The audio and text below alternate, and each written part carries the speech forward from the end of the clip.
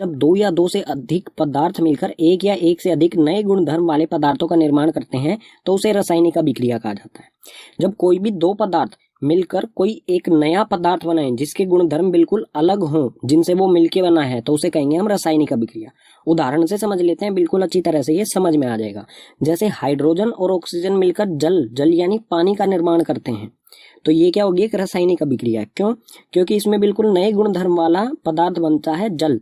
जल का गुणधर्म क्या होते हैं, ये आग को बुझाता है। ठीक है, आग लगाता नहीं है, आग को बुझाता है। वहीं जिनसे ये मिलके बना है हाइड्रोजन और ऑक्सीजन, ये दोनों अत्यंत ज्वलनशील गैसें हैं, इनमें बहुत जल्दी आग लग जाती है। लेकिन पानी जो है इन दोनों से ही मिलके बना है लेकिन इसके गुणधर्म बिल्कुल अलग हैं। तो इस तरह की जो अभिक्रिया होगी उसे कहा जाएगा रासायनिक अभिक्रिया।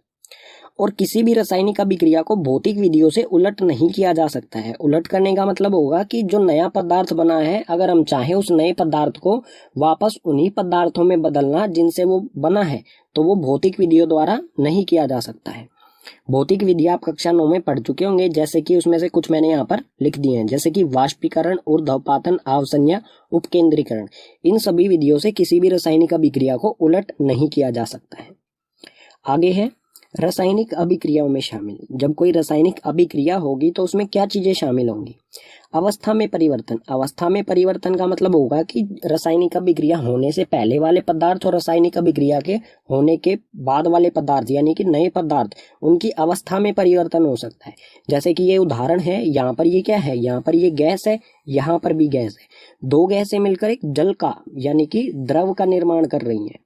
तो यहाँ पर क्या हो रहा है, दो गैस से अवस्था बदलकर जल बना रही है, तो अवस्था में परिवर्तन होगा। यानी कि ठोस से द्रव, द्रव से गैस या फिर गैस से ठोस में कोई भी अवस्था परिवर्तन हो सकती है जब रासायनिक अभिक्रिया होगी।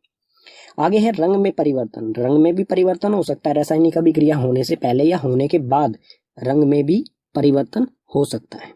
तापमान में परिवर्तन। रासायनिक अभिक्रिया के दौरान तापमान में भी परिवर्तन, तापमान कम भी हो सकता है और तापमान ज्यादा भी हो सकता है। और रासायनिक अभिक्रिया में चौथा है गैस का उत्सर्जन। जो भी रासायनिक अभिक्रिया होगी उसमें से गैस का उत्सर्जन भी हो सकता है। गैस का उत्सर्जन मतलब होगा उसमें से कोई रासायनिक अभिक्रिया के दौरान कोई उसमें से गैस निकले।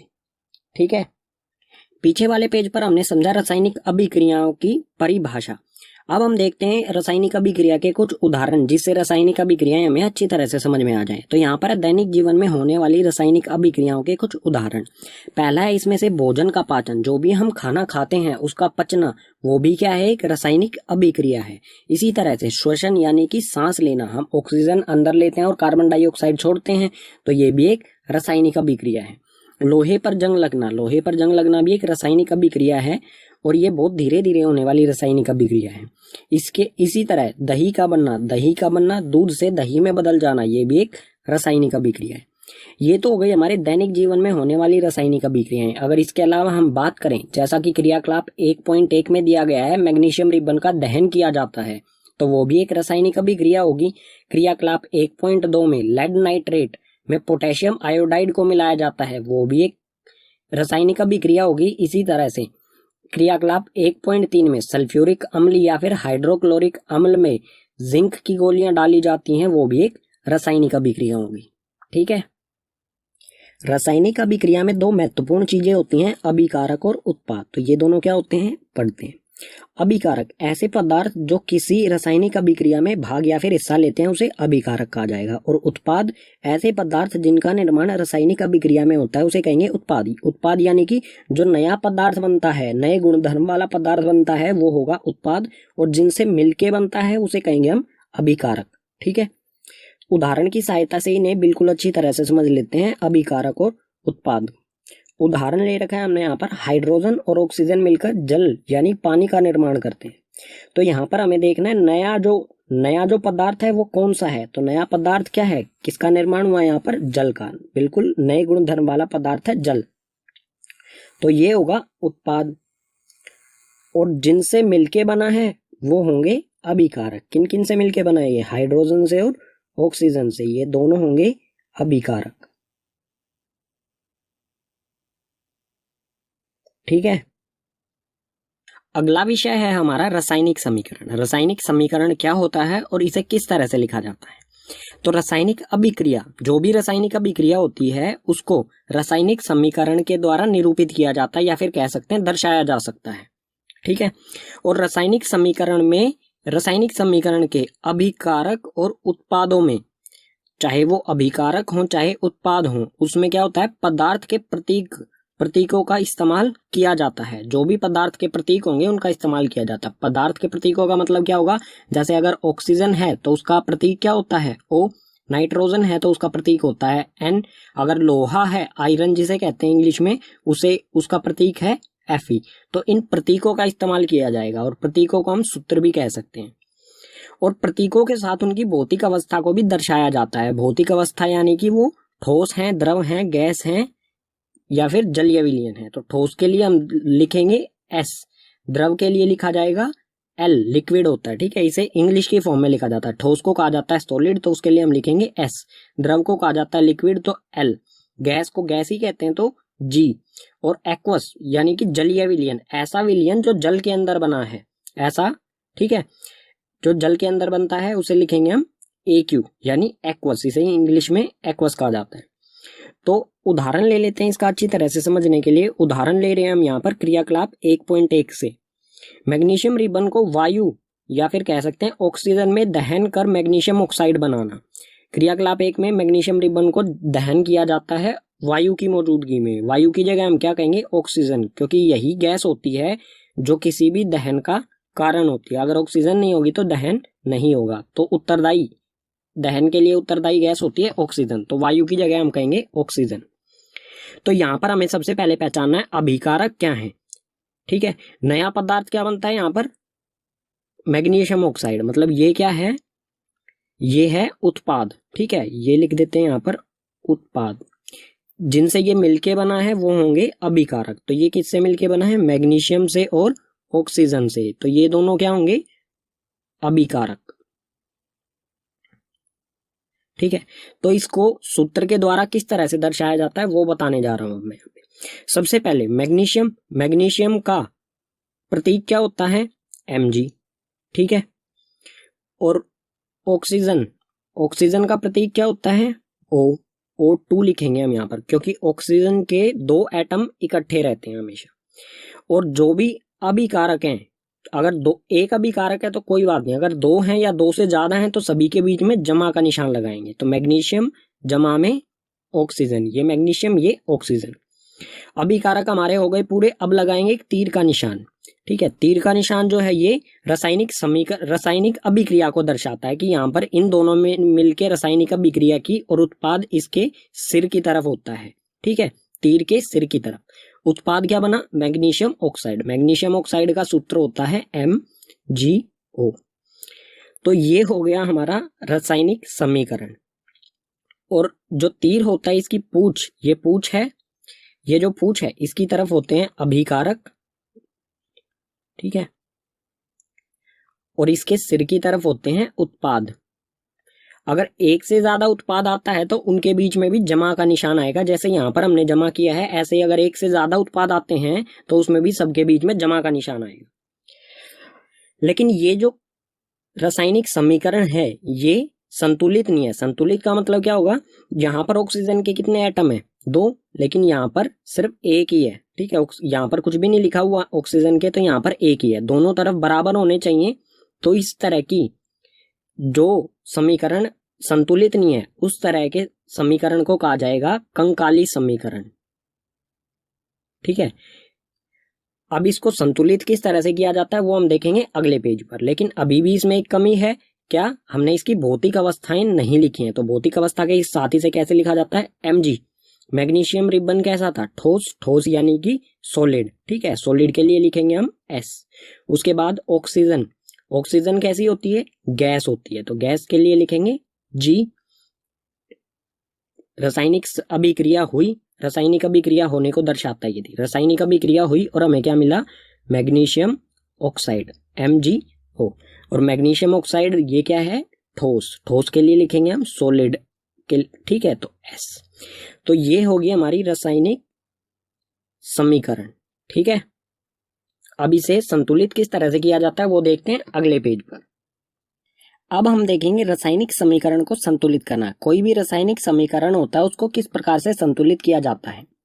तो यहाँ पर है Fe जो प्रतीक होता है वो होता है लोहा, लोहे का प्रतीक लोहा जमा में H2O यानी कि जल। लोहा और जल अभिकारक दो हैं, वो अभिक्रिया करके लोहा Fe3O4 यानी Fe3O4 लोहे का ऑक्साइड जमा में H2 यानी हाइड्रोजन गैस बनाते हैं। तो इस अभिक्रिया को हम संतुलित करके देखेंगे। संतुलित करने का मतलब क्या होगा, सबसे पहले हम इसमें अभिकारक, जो भी अभिकारक हैं उसमें कितने एटम यानी कि परमाणुओं की संख्या गिनेंगे। ठीक है, यहाँ पर लोहा है, लोहे के कितने परमाणु है, यहाँ पर कुछ नहीं लिखा हुआ, तो Fe मतलब लोहे का एक परमाणु है। तो इस तरह की आपको एक टेबल बनानी है जिसमें आपको तत्व लिखने हैं एक लाइन में, अभिकारक और उत्पाद। इसमें हम अभिकारक के नीचे लिखेंगे Fe यानी लोहे में कितने परमाणुओं की संख्या है, और इसमें उत्पाद में लोहे में कितने परमाणुओं की संख्या, इसी तरह से हाइड्रोजन और ऑक्सीजन की। तो इसे संतुलित करते हैं। Fe यानी कि लोहे का एक परमाणु है अभिकारक में। ठीक है, अब देखेंगे लोहे का उत्पाद में कितने परमाणु है। लोहे के उत्पाद में 3 परमाणु हैं, तो यहाँ पर लिखा हमने 3। अब देखते हैं हाइड्रोजन के अभिकारक में 2 हैं और उत्पाद में भी 2 हैं, तो ये 2 हो और ये भी 2। ऑक्सीजन बचता है, ऑक्सीजन के अभिकारक में 1 है और उत्पाद में 4 हैं, तो ये 1 और यहाँ पर 4। संतुलित करने का मतलब क्या होगा कि जितनी परमाणुओं की संख्या किसी तत्व की अभिकारक में है उतनी ही उत्पाद में होनी चाहिए। ठीक है, अभिकारक और उत्पाद में बराबर परमाणुओं की संख्या, बराबर एटम की संख्या होनी चाहिए। अगर यहाँ पर 1 है तो यहाँ पर भी 1 होना चाहिए, अगर यहाँ पर 3 है तो यहाँ पर भी 3 होना चाहिए, बराबर होने चाहिए। तो इसका संतुलित करने का कोई ऐसा स्पेसिफिक फॉर्मूला या कोई तरीका नहीं है, इसको बस थोड़ा सा अपना दिमाग पर जोर डालना है और ये आसानी से हो जाता है। ठीक है, सबसे पहले हम क्या करेंगे, जो भी हमारे तत्व हैं वो अभिकारक में हो चाहे उत्पाद में हो, उनको एक ब्रैकेट में बंद करेंगे इस तरह से।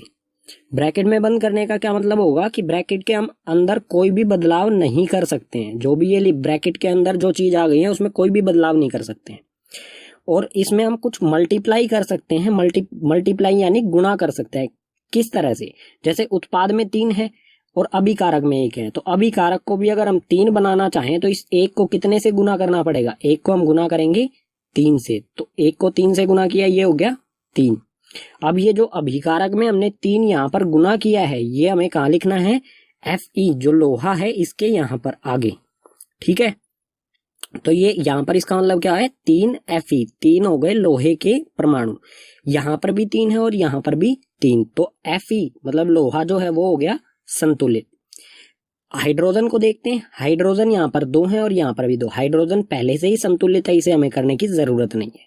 अब देखेंगे हम ऑक्सीजन का अभिकारक में 1 है और उत्पाद में 4 है, तो अभिकारकों में हम कितना गुना करेंगे, 4 से गुना करने पर ये क्या हो जाएगा, 1 गुना में 4, 4।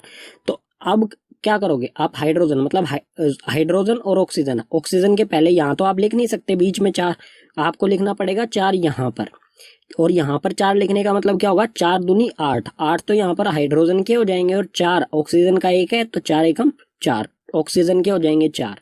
ठीक है, मतलब ये 4 जो हमने गुना किया है ये पूरे में हाइड्रोजन और ऑक्सीजन दोनों में गुना हुआ है, तो यहाँ पर भी ये 4 यहाँ पर गुना करूंगा मैं, तो हो गए 8। इससे ऑक्सीजन तो हमारा संतुलित हो जाता है, ऑक्सीजन के तो हो गए 4, लेकिन इससे हाइड्रोजन जो था वो असंतुलित हो गया। तो हाइड्रोजन को भी देखते हैं। अब इस तरफ तो हम अभिकारकों में तो हम कोई बदलाव कर नहीं सकते हैं क्योंकि हम दोनों के आगे लगा चुके हैं पहले ही। तो दूसरी तरफ देखते हैं, दूसरी तरफ में हमें हाइड्रोजन को करना है उत्पाद, तो यहाँ पर आएंगे, यहाँ पर हम कितने से गुना करें कि ये 8 हो जाए, 2 को हम कितने से गुना करेंगे 8 हो जाए, तो करेंगे 4 से गुना, तो ये हो गया 8, तो यहाँ हम लिखेंगे 4। तो ये हो गई संतुलित अभिक्रिया, जहां पर दोनों तरफ अभिकारकों में और उत्पादों में दोनों तरफ बराबर परमाणुओं की संख्या है, 3 3 8 8 और 4 4, सभी के, लोहे के, हाइड्रोजन के और ऑक्सीजन के, सभी हो गए संतुलित। लेकिन अभी भी ये प्रॉपर एक अच्छी तरह से लिखी गई समीकरण नहीं है क्योंकि इसमें भौतिक अवस्थाएं हमने नहीं लिखी हैं, तो इसे भौतिक अवस्थाओं के साथ लिखेंगे इस तरह से 3 Fe। अब ब्रैकेट हमें हटा देना है। Fe क्या है, लोहा क्या होता है, ठोस यानी कि सॉलिड, S से सॉलिड हो गया। ठीक है, ये हो गया सॉलिड, जमा में 4 H2O क्या होता है, जल जो होता है वो होता है द्रव यानी कि लिक्विड, L फॉर लिक्विड। अभिक्रिया हुई और ये बना Fe3O4 जो कि एक ठोस होता है, ठीक है, ठोस यानी सॉलिड, जमा में 4H2 हाइड्रोजन जो कि एक गैस होती है। तो इस तरह की यह अभिक्रिया होगी जो संतुलित होगी। हमें इसको इस तरह से बनाना है। तो एक और उदाहरण देख लेते हैं हम, जो क्रियाकलाप 1.1 से है। मैग्नीशियम रिबन को ऑक्सीजन की उपस्थिति में जलाया जाता है, तो वो है Mg जमा में O2। अभिक्रिया करके क्या बनाता है ये मैग्नीशियम ऑक्साइड MgO। तो ऊपर वाली जो समीकरण था, ऊपर वाला समीकरण, इसमें तो थोड़ा सा हमें मुश्किल पड़ा, लेकिन ये बिल्कुल आसानी से हो जाएगा। कुछ ऐसे समीकरण होते हैं जो बिल्कुल आसानी से हो जाते हैं, कुछ में थोड़ा सा ज्यादा कैलकुलेशन करनी पड़ती है। इसके लिए हमें टेबल बनाने की भी जरूरत नहीं पड़ेगी। किस तरह से, Mg यहाँ पर एक है, यहाँ पर भी एक है, मतलब अभिकारक में भी एक और उत्पाद में भी एक। ऑक्सीजन तो Mg तो संतुलित है, ऑक्सीजन यहाँ पर 2 है, यहाँ पर अकेला है। तो हम क्या करेंगे, यहाँ पर 2 लगा देंगे। मतलब 2 लगाने से क्या हुआ, यहाँ पर मैग्नीशियम के भी 2 हो गए और ऑक्सीजन के भी 2 हो गए। लेकिन और जैसे ही हमने ऑक्सीजन को यहाँ पर संतुलित किया तो मैग्नीशियम असंतुलित हो गया। तो मैग्नीशियम को यहाँ पर अगर हम 2 लगा देंगे तो ये मैग्नीशियम भी संतुलित हो जाएगा। तो ये पूरी इक्वेशन हो गई संतुलित। अब इसको भौतिक जो अवस्था होती है उसके साथ लिखेंगे, तो ये हो जाएगा 2Mg ठोस यानी कि सॉलिड जमा में O2 जो होती है गैस, और उसके बाद 2MgO मैग्नीशियम ऑक्साइड जो होगी ठोस, ठीक है, ठोस यानी सॉलिड। तो इस तरह से किसी भी रासायनिक समीकरण को संतुलित किया जाता है। आप जितना अध्ययन यानी प्रैक्टिस करोगे उतना ही ये आपके लिए आसान होता जाएगा। पीछे वाले पेज पर हमने रासायनिक समीकरण को संतुलित किया था। अब हम देखते हैं रासायनिक समीकरण को संतुलित करना क्यों आवश्यक है, जो भी संतुलित किया था वो क्यों जरूरी है उसको संतुलित करना। तो इसका एकमात्र कारण है द्रव्यमान संरक्षण का नियम। ये आप कक्षा 9 में पढ़ चुके हैं। ये नियम क्या कहता है, किसी भी रासायनिक अभिक्रिया में ना तो द्रव्यमान का निर्माण होता है, ठीक है, ना तो द्रव्यमान का निर्माण होता है और ना ही विनाश होता है। इसका मतलब क्या होगा, द्रव्यमान जितना अभिकारकों में है रासायनिक अभिक्रिया के पहले है, वो उतना ही उत्पादों में रासायनिक अभिक्रिया के बाद रहेगा। तो इस नियम से हम निष्कर्ष निकाल सकते हैं कि रासायनिक अभिक्रिया के पहले यानी कि अभिकारक एवं उसके बाद रासायनिक अभिक्रिया होने के बाद यानी कि उत्पाद में प्रत्येक पदार्थ के परमाणुओं की संख्या बराबर होनी चाहिए। परमाणुओं की संख्या बराबर इसलिए होनी चाहिए क्योंकि परमाणु द्रव्यमान जो है वो किस चीज पर डिपेंड करता है, परमाणुओं की संख्या पर। तो परमाणुओं की संख्या बराबर होगी तो ही द्रव्यमान दोनों तरफ बराबर होगा, ठीक है। अब देखते हैं रासायनिक अभिक्रियाओं के प्रकार। रासायनिक अभिक्रियाओं के कितने प्रकार होते हैं, इनको एक एक करके पढ़ेंगे। तो रासायनिक अभिक्रिया का पहला प्रकार है संयोजन अभिक्रिया। संयोजन अभिक्रिया क्या होती है, इस अभिक्रिया में 2 या 2 से अधिक अभिकारक मिलकर एक उत्पाद बनाएं, एक या फिर अकेला उत्पाद बनाएं, तो उसे कहा जाएगा संयोजन अभिक्रिया। अभिकारक तो 2 या 2 से ज्यादा भी हो सकते हैं, लेकिन उत्पाद हमेशा एक ही बने, ऐसी अभिक्रिया को संयोजन अभिक्रिया कहा जाएगा। और इसका जो रासायनिक समीकरण कुछ इस तरह से होगा, एक अभिकारक A है और एक अभिकारक B है, 2 अभिकारक जुड़कर 2 या 2 से ज्यादा अभिकारक जुड़कर अकेला C उत्पाद बनाएं। तो इस तरह का जो रासायनिक समीकरण लिखा होगा उसको कहा जाएगा संयोजन अभिक्रिया। उदाहरण से और अच्छी तरह से समझ लेते हैं। उदाहरण में सबसे पहला है कोयले का दहन। कोयले का दहन किस तरह से होता है, कोयला क्या होता है, कार्बन का सूत्र होता है, कार्बन का प्रतीक C, ठीक है। तो एक कार्बन जमा में ऑक्सीजन इसलिए क्योंकि ऑक्सीजन गैस ही किसी भी दहन के लिए उत्तरदायी होती है। तो कार्बन जमा में ऑक्सीजन, 2 अभिकारक मिलकर एक CO2 गैस का निर्माण करते हैं। जलने के बाद कोयले में से CO2 गैस निकलती है। तो 2 अभिकारक एक सिंगल अकेले उत्पाद का निर्माण करते हैं, तो उसे कहा जाएगा संयोजन अभिक्रिया। ये उदाहरण हो जाएगा। इसी तरह से अगला उदाहरण जल का निर्माण भी संयोजन अभिक्रिया के द्वारा ही होता है। इसमें 2 चीजें होती हैं, 2H2 यानी कि हाइड्रोजन और ऑक्सीजन, 2 अभिकारक मिलकर एक अकेली चीज जल यानी कि H2O का निर्माण कर रहे हैं। तो 2 अभिकारक एक चीज का निर्माण कर रहे हैं तो संयोजन अभिक्रिया। ये दोनों इसके उदाहरण हो जाएंगे, ठीक है। रासायनिक अभिक्रिया का दूसरा प्रकार है वियोजन अभिक्रिया। वियोजन अभिक्रिया क्या होती है, वियोजन का मतलब होता है अलग होना। तो यह अभिक्रिया क्या होती है, एक अभिकारक टूटकर 2 या 2 से अधिक उत्पादों में बदल जाए तो उसे वियोजन अभिक्रिया कहा जाएगा। मतलब कोई एक अभिकारक, जैसे कि हमारा कोई एक अभिकारक है, इसको गर्म किया जाएगा तो ये 2 बी और सी उत्पाद में बदल जाना, मतलब कोई एक अभिकारक दो चीजों में बट जाए, अलग अलग हो जाए, तो उसे कहेंगे हम वियोजन अभिक्रिया। वियोजन का मतलब ही होता है अलग होना। तो ए यहाँ पर अलग अलग दो हिस्सों में बट गया, बी और सी में, ठीक है।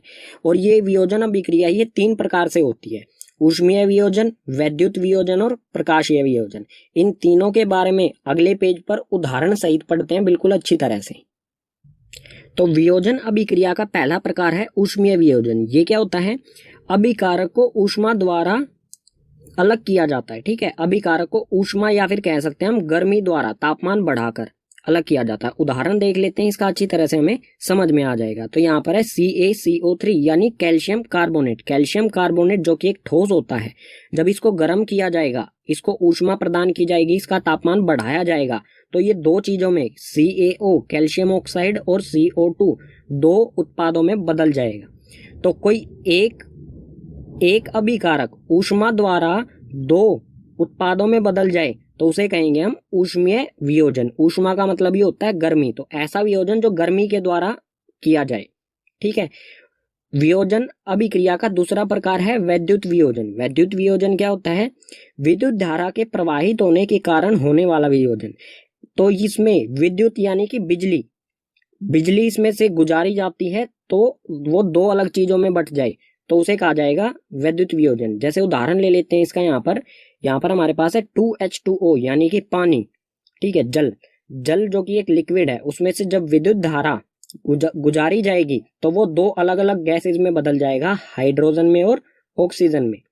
तो कोई एक अभिकारक विद्युत धारा उसमें से जब गुजारी जाए, जब दो अलग अलग उत्पादों में बदल जाता है, तो उस तरह के अभिक्रिया को कहा जाएगा वैद्युत वियोजन अभिक्रिया, ठीक है। वियोजन अभिक्रिया का तीसरा प्रकार है प्रकाशीय वियोजन। प्रकाश मतलब रोशनी, ठीक है। तो ये क्या होता है? सूर्य के प्रकाश की उपस्थिति में होने वाला वियोजन। ऐसा वियोजन जो सूर्य के प्रकाश की वजह से होता है, ठीक है। तो इसका भी उदाहरण देखते हैं यहाँ पर 2AgCl यानी कि सिल्वर क्लोराइड को जब सूर्य के प्रकाश में रखा जाएगा तो ये दो अलग अलग चीजों में बदल जाएगा, Ag यानी कि सिल्वर और क्लोरीन में, ठीक है। तो ऐसा वियोजन जिसमें कोई एक अभिकारक को सूर्य के प्रकाश में रखने से वो दो अलग अलग चीजों में बदल जाए तो उसे कहा जाएगा प्रकाशीय वियोजन। और ये जो अभिक्रिया है प्रकाशीय वियोजन की, सिल्वर क्लोराइड को अलग अलग करना, इसका उपयोग किया जाता है श्याम श्वेत फोटोग्राफी यानी ब्लैक एंड व्हाइट फोटोग्राफी में इसका इस्तेमाल किया जाता है। ये महत्वपूर्ण है, कई बार आपसे एग्जाम में पूछी गई है, ठीक है। रासायनिक अभिक्रिया का तीसरा प्रकार है विस्थापन अभिक्रिया। विस्थापन अभिक्रिया क्या होती है? इस अभिक्रिया में अधिक क्रियाशील तत्व कम क्रियाशील तत्व को उसके यौगिक से विस्थापित कर देता है। मतलब कोई ज्यादा क्रियाशील तत्व है, वो कम क्रियाशील तत्व को कम क्रियाशील के यौगिक में से ही उसको विस्थापित कर देता है। उदाहरण से बिल्कुल अच्छी तरह से इसे समझते हैं। तो उदाहरण है यहाँ पर Fe जमा में CuSO4, मतलब Fe होता है लोहा, CuSO4 होता है कॉपर सल्फेट। इसके नीचे मैंने लिख दिए हैं, इनको आप पढ़ सकते हैं। तो आयरन और कॉपर सल्फेट अभिक्रिया करके, ये दोनों अभिकारक अभिक्रिया करके क्या बनाते हैं? FeSO4 लोहे का सल्फेट जमा में कॉपर यहाँ से अलग हो जाता है। तो इस इक्वेशन को आप देखेंगे, इस समीकरण को आप देखेंगे तो यहाँ पर कॉपर सल्फेट का जो यौगिक है, ये अभिक्रिया होने के बाद क्या हो जाता है? लोहे का सल्फेट, ठीक है। मतलब ये कॉपर जो है, लोहा कॉपर से ज्यादा क्रियाशील होता है, तो ये ज्यादा क्रियाशील तत्व ने कॉपर को उसी के यौगिक कॉपर सल्फेट में से उसको अलग कर दिया है, ठीक है। उसे विस्थापित कर दिया है, अलग निकाल दिया है। तो सल्फेट के साथ यहाँ पर लोहा आ जाता है कॉपर की जगह और कॉपर हो जाता है बिल्कुल अलग। तो कॉपर को इसी के यौगिक कॉपर सल्फेट में से अलग कर दिया जाता है। तो इस तरह की जो अभिक्रिया होगी उसे कहा जाएगा विस्थापन अभिक्रिया। रासायनिक अभिक्रियाओं का चौथा प्रकार है द्विविस्थापन अभिक्रिया। द्विविस्थापन अभिक्रिया क्या होती है? इस अभिक्रिया में उत्पादों के निर्माण दो यौगिकों के बीच आयनों के आदान प्रदान से होता है। आयन्स होते हैं, उस पर चार्ज कितना है, जमा का धनात्मक चार्ज है या ऋणात्मक, ठीक है। तो इसका उदाहरण देख लेते हैं, इसे अच्छी तरह से समझ लेंगे। यहाँ पर उदाहरण में है Na2SO4, यानी कि Na जो साइन होता है ये होता है सोडियम और सल्फेट, सोडियम सल्फेट जमा में BaCl, बैरियम क्लोराइड, अभिक्रिया करके ये बनाते हैं बैरियम सल्फेट और सोडियम क्लोराइड। नीचे मैंने इनके नाम लिख दिए हैं, ठीक है। तो इसमें आप देखेंगे कि जो सल्फेट यहाँ पर सोडियम के साथ है, सल्फेट और सोडियम साथ साथ है, लेकिन जब अभिक्रिया हो जाएगी तो ये सल्फेट जो है ये बैरियम के साथ जुड़ जाएगा, ठीक है। ये दोनों आपस में जुड़ जाएंगे अभिक्रिया के बाद। तो यहाँ पर आप देखो BaSO4, ठीक है। और जो सोडियम है Na, ये Na और ये Na और Cl, क्लोरीन, सोडियम और क्लोरीन जुड़कर NaCl का निर्माण करेंगे। तो यहाँ पर क्या हुआ, जो द्विविस्थापन मतलब बैरियम ने सोडियम को सल्फेट में से विस्थापित कर दिया और सोडियम ने क्लोरीन में से बैरियम को विस्थापित कर दिया। तो दोनों जगह विस्थापन हुआ है, इसलिए इसका नाम लिखा गया है द्विविस्थापन, क्योंकि इसमें दो दो विस्थापन हो रहे हैं, ठीक है।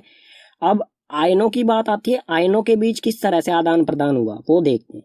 बैरियम जो होता है Ba, उस पर चार्ज होता है 2 जमा, धनात्मक 2 चार्ज होता है, धनात्मक मतलब जमा। और सल्फेट जो है इस पर चार्ज होता है SO4, इस पर चार्ज होता है 2 घटा ऋणात्मक, मतलब 2 आयन इसके पास ज्यादा होते हैं, इसके पास कम होते हैं। तो ये एक दूसरे को आदान प्रदान, दोनों एक दूसरे को साथ जुड़ जाते हैं और टोटल चार्ज हो जाता है, यहाँ पर 2 घटा का, यहाँ पर 2 जमा का, टोटल जो चार्ज है आयनों का वो 0 हो जाता है और बन जाता है BaSO4, ठीक है। और ये जो BaSO4 होता है, BaSO4 सफेद अविल्य अवशेप का निर्माण करता है। अविल्य अवशेप वो होता है जो जल के अंदर बनता है, लेकिन जल के अंदर वो अघुलनशील होता है। वो कुछ इस तरह से बनेगा, जैसे इस बीकर है, इसमें जल है, ठीक है, ये जल है, इसमें जब अभिक्रिया होगी तो इसमें एक अविल्य जो पानी में अघुलनशील तत्व का निर्माण होगा, जो कि इसमें नीचे की तरफ इस तरह से बैठ जाएगा, पानी में वो घुलेगा नहीं, ठीक है। तो ये नीचे जो सफेद सफेद कलर का आपको दिखाई दिया है, इस तरह का कुछ बैरियम सल्फेट बनेगा, ठीक है। रासायनिक अभिक्रियाओं का 5वां प्रकार है उपचयन और अपचयन। दोनों मिलते जुलते शब्द हैं, तो अच्छी तरह से इन्हें पढ़ें। उपचयन और अपचयन। उपचयन क्या होता है, पदार्थ में ऑक्सीजन की वृद्धि होना, या तो पदार्थ में ऑक्सीजन की वृद्धि हो अभिक्रिया के दौरान, या फिर हाइड्रोजन का ह्रास हो, ठीक है, यहाँ पर रह की मात्रा आएगी, हाइड्रोजन का ह्रास यानी हाइड्रोजन की कमी हो, दोनों कंडीशन में उपचयन कहा जाएगा उसे, ठीक है। अपचयन क्या होता है, बिल्कुल उपचयन का उल्टा अपचयन होता है। अपचयन में पदार्थ में हाइड्रोजन की वृद्धि यानी हाइड्रोजन अगर जुड़ जाए, या फिर ऑक्सीजन का ह्रास यानी कि ऑक्सीजन उसमें से हट जाए, तो उसे क्या कहा जाएगा, अपचयन। उदाहरण की सहायता से बिल्कुल अच्छी तरह से समझते हैं इसे। यहाँ पर ये उदाहरण है, कार्बन जमा में, ये है C, कार्बन जमा में ऑक्सीजन, कार्बन और ऑक्सीजन दोनों अभिक्रिया करके कार्बन डाइऑक्साइड CO2 का निर्माण करते हैं। तो यहाँ पर कार्बन अकेला है, इधर जाने पर इसमें क्या हो गया, ऑक्सीजन जुड़ गई, तो यहाँ कार्बन का क्या हुआ है, उपचयन, ठीक है। कोई भी एक चीज हो जाए, या तो ऑक्सीजन जुड़ जाए या हाइड्रोजन हट जाए, दोनों कंडीशन क्या होंगी, उपचयन। और अपचयन में क्या होगा, या तो हाइड्रोजन जुड़ जाए या ऑक्सीजन कम हो जाए, दोनों कंडीशन में क्या कहा जाएगा, अपचयन। एक और उदाहरण देख लेते हैं इसका, जैसे यहाँ पर हो रहा है CuO, कॉपर ऑक्साइड जमा में हाइड्रोजन, कॉपर ऑक्साइड और हाइड्रोजन अभिक्रिया करके जब इन दोनों को गर्म किया जाता है तो ये बनाते हैं कॉपर जमा में H2O यानी जल। तो यहाँ पर आप देख सकते हैं कॉपर में से ऑक्सीजन हट गई है, और ऑक्सीजन का हटना, ऑक्सीजन का ह्रास होना क्या होता है, अपचयन। तो यहाँ पर हुआ है अपचयन, ठीक है। और इसी तरह आप देखेंगे हाइड्रोजन, यहाँ पर अकेला हाइड्रोजन है, जब यह अभिक्रिया होने के बाद इसमें क्या हो जाता है, ऑक्सीजन जुड़ जाती है। तो ऑक्सीजन का जुड़ना क्या होता है, ऑक्सीजन में वृद्धि होना या ऑक्सीजन का जुड़ना उपचयन, ठीक है। तो इसमें हुआ है उपचयन। तो ऐसी कोई अभिक्रिया जिसमें अपचयन और उपचयन दोनों एक साथ ही हो जाएं, दोनों एक ही अभिक्रिया में हो रहे हैं, तो इस प्रकार के रासायनिक समीकरण को कहा जाता है रेडॉक्स, ठीक है, रेडॉक्स अभिक्रिया। पीछे वाले पेज पर पढ़ा हमने उपचयन और अपचयन। अब हम देखते हैं दैनिक जीवन में उपचयन अभिक्रियाओं के प्रभाव। दैनिक जीवन में उपचयन, उपचयन यानी कि ऑक्सीजन का जुड़ना, दैनिक जीवन में ऑक्सीजन के जुड़ने के क्या प्रभाव पड़ते हैं। तो सबसे पहले इसमें संक्षारण। संक्षारण क्या होता है? जब कोई धातु आर्द्रता यानी कि नमी वायु, पानी, अम्ल आदि के संपर्क में आता है तो धातु संक्षारित हो जाता है। संक्षारित मतलब कमजोर होने लग जाता है जब इन सब चीजों के आर्द्रता, वायु और पानी, अम्ल आदि के संपर्क में आता है।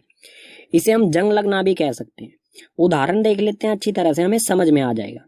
जैसे उदाहरण, लोहे पर जंग लगना। लोहा जब होता है वो पानी, इस पर पानी लगता रहे या हवा इससे टकराती रहे तो ये क्या होने, इस पे जंग लगने लगता है। काला लोहा जो होता है उसकी परत पर लाल लाल सा पाउडर बनने लग जाता है जो कि जंग होता है इसमें। ठीक है, तो लोहे पर जंग लगना भी संक्षारण का ही उदाहरण है। इसी तरह चांदी पर काली परत बनना, ये भी एक संक्षारण का ही उदाहरण है। तांबे पर हरी परत बनना। तांबे के बर्तन होते हैं, कुछ दिनों बाद अगर वो ऐसे ही रखे रहते हैं तो उनपे काली परत, हरी परत बनने लग जाती है, तो वो होता है तांबे का संक्षारण, यानी तांबे पर जंग लगना। और जो संक्षारण होता है इसके कारण धातु जो है वो कमजोर हो जाता है। और संक्षारण से बचने के लिए कोई भी धातु है उस पर हमें करना पड़ता है पेंट। ठीक है, पेंट किया जाता है संक्षारण से किसी भी धातु को बचाने के लिए। तो आपके घर में जो भी लोहे की वस्तुएं होंगी, गेट या फिर जो भी है, उस पर पेंट किया जाता है। ठीक है, दूसरा उपचयन अभिक्रियाओं का प्रभाव है विक्रगंधिता। विक्रगंधिता क्या होता है? वसा युक्त और तैलीय खाद्य सामग्री, जो भी हमारा खाना होता है जिसमें वसा हो या फिर तेल से बना हुआ खाना जो होता है, वो वायु के संपर्क में आने पर उपचयित हो जाते हैं। उपचयित होने का मतलब क्या होगा? वायु से वो अभिक्रिया कर लेता है लंबे समय तक। जब वायु के संपर्क में रहेगा तो वो वायु के साथ अभिक्रिया कर लेता है और उपचयित यानी कि ऑक्सीजन उसके साथ जुड़ जाती है, जिससे उनके स्वाद और गंध में परिवर्तन हो जाता है। जब लंबे समय तक खाना रखा रहता है उसका स्वाद बिल्कुल बदल जाता है। ठीक है, और उसमें से गंध यानी कि बदबू आने लग जाती है, खाने लायक नहीं रहता है वो। ठीक है, और विक्रगंधिता से बचने के लिए क्या किया जाता है? जैसे चिप्स पैकेट्स आते हैं, चिप्स जो होते हैं तेल में तले हुए होते हैं, तो चिप्स पैकेट्स जो होते हैं उसमें बहुत समय तक वो रहते हैं पैकेट्स में, तो वो उपचयित क्यों नहीं होते हैं? क्योंकि पैकेट्स जो होते हैं, चिप्स के पैकेट्स, उसमें गैस डाली जाती है जिसके कारण वो फूले रहते हैं। उस गैस का नाम है नाइट्रोजन। नाइट्रोजन गैस जो है वो उपचयित होने से बचाती है किसी भी खाद्य सामग्री को। एक तरीका तो है नाइट्रोजन गैस पैकेट्स में हम डाल के उपचयित होने से, विक्रगंधिता होने से हम बचा सकते हैं अपने खाने को। दूसरा तरीका है उसे ठंडा कर देंगे। ठीक है, फ्रिज में अगर हम रख देंगे, फ्रिज में कोई भी खाना हम रखेंगे तो उससे विक्रगंधिता धीमी हो जाती है। ठीक है, दुगना समय लगता है उसे फिर विक्रगंधित होने में। रासायनिक अभिक्रियाओं के प्रकार पढ़े हमने 1 से लेके 5 तक। अब रासायनिक अभिक्रियाओं को दूसरे प्रकार से भी वर्गीकृत किया जाता है, उसको पढ़ते हैं। तो रासायनिक अभिक्रिया के प्रकार, इसे वर्गीकृत किस आधार पर किया गया है? तापमान के आधार पर इसे वर्गीकृत किया है। तो तापमान के आधार पर रासायनिक अभिक्रिया को 2 तरह से वर्गीकृत किया जाता है। पहला है ऊष्माक्षेपी और दूसरा है ऊष्माशोषी। तो ऊष्माक्षेपी अभिक्रिया क्या होती है? जिन अभिक्रिया में उत्पाद के निर्माण के साथ साथ ऊष्मा का भी उत्सर्जन होता है तो उसे कहा जाएगा ऊष्माक्षेपी अभिक्रिया। जैसे उदाहरण से अच्छी तरह से समझते हैं, ये अभिकारक है।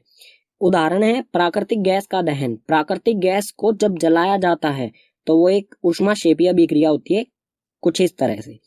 प्राकृतिक गैस होती है CH4 यानी मीथेन। ठीक है, मीथेन को जब दहन किया जाता है, दहन के लिए उत्तरदायी गैस कौन सी होती है? ऑक्सीजन। तो मीथेन को ऑक्सीजन की उपस्थिति में दहन किया जाता है, यानी 2 अभिकारक जब इन्हें दहन किया जाएगा तो कार्बन डाइऑक्साइड गैस बनेगी, पानी बनेगा। लेकिन पानी किस फॉर्म में है? गैस की फॉर्म में है, यानी कि पानी जो है वो वाष्प है। ठीक है, वाष्प की फॉर्म में है और उसके साथ साथ बहुत सारी ऊष्मा होती है। जब आप गैस जलाते हैं तो उसमें बहुत सारी गर्मी होती है। ठीक है, गर्म होती है गैस बहुत ज्यादा। तो इस तरह की अभिक्रिया जिसमें हमें ऊष्मा मिलती है उत्पाद के साथ साथ, 2 उत्पाद हो रहे हैं लेकिन उसके साथ साथ हमें ऊष्मा भी मिल रही है, तो इस प्रकार की अभिक्रिया को कहा जाएगा ऊष्मक्षेपी अभिक्रिया। ऊष्माक्षेपी अभिक्रिया। दूसरा है ऊष्माशोषी अभिक्रिया। ये बिल्कुल ऊष्मक्षेपी का विपरीत है। ऊष्माशोषी अभिक्रिया क्या होती है? जिन अभिक्रियाओं में अभिकारकों को तोड़ने के लिए ऊष्मा, प्रकाश या विद्युत ऊर्जा की आवश्यकता होती है। मतलब क्या होगा इसमें कोई अभिकारक है हमारा, यहाँ पर मान लेते हैं ए अभिकारक है। इसे तोड़ने के लिए हमें इसमें या तो ऊष्मा, इसको तोड़ने के लिए या तो ऊष्मा, प्रकाश या विद्युत की ऊर्जा इसे देनी होगी। ठीक है, इसमें हमें मिलती है, इसमें हमें देनी पड़ती है ऊष्मा तोड़ने के लिए इसे, तो उसे कहा जाता है ऊष्माशोषी अभिक्रिया। और ऊष्माशोषी अभिक्रिया के उदाहरण हो जाएंगे जो कि वियोजन अभिक्रिया, ऊष्मीय वियोजन अभिक्रिया का उदाहरण था। ठीक है, ऊष्मा, प्रकाश और वैद्युत वियोजन, जो तीन प्रकार का वियोजन होता है, वो तीनों उदाहरण इसके भी उदाहरण हो जाएंगे ऊष्माशोषी अभिक्रिया के। ठीक है, तो पाठ हो जाता है कंप्लीट। तो उम्मीद करूंगा कि आपको पाठ के सभी विषय समझ आए होंगे। अगर आपको पाठ के सभी विषय समझ आए हैं तो इस वीडियो को अपने मित्र यानी क्लासमेट के साथ साझा कीजिए, शेयर कीजिए।